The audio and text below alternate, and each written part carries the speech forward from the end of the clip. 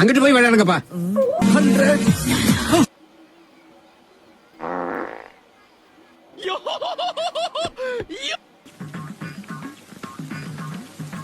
மொத்தத்தோறு காலியாகி மொத்தத்தோறு தான் இருக்கு. ஒரு பருக்கையா? நீங்க பெரிய ஆளுண்ணே. உனக்கு தெரியுது, நம்ம ஊர் ஜனங்களுக்கு தெரியலையே.